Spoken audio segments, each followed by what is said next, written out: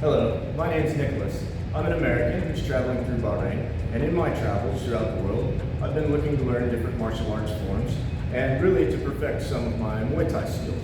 So while I was here, I began researching some MuayThai gyms, and I found Bahrain Combat here.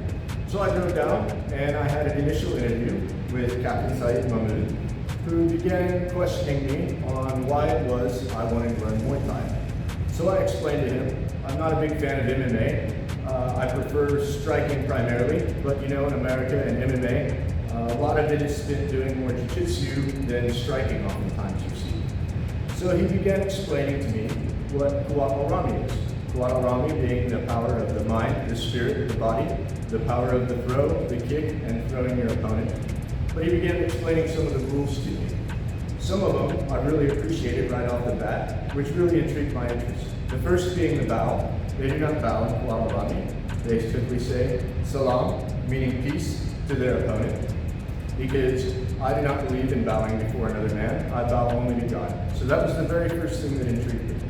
Next, he began explaining some of the rules to me, such as they don't fight in a cage, only animals fight in a cage. We fight in a ring like a human being, and we respect our opponent.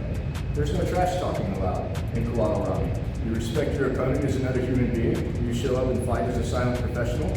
And should he be more worthy and beat me, I will learn from it. Should I be more worthy and beat him, then I respect him for the challenge and the ability to show the skills that I learned.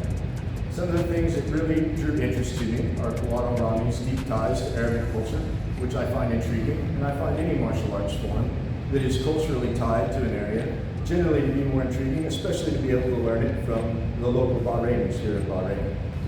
Some of the other things that differ from MMA that I appreciate are, as I said before, I had no interest in rolling around doing jiu-jitsu on the ground, but in Kowat Alrami, if you throw your opponent to the ground, you immediately need to begin submitting. If you're just rolling around on the ground too long, they stand you back up and you begin striking again. I enjoy the point system with it, the challenge of things such as the high kick, the mid kick, even allowing the low kick. And all in all, it has been a unique cultural experience. The Bahrainis have been so welcoming. Bahrain Combat has probably been one of the most deep learning experiences I've had here, not just learning the sport, but also learning the culture in which it's tied with.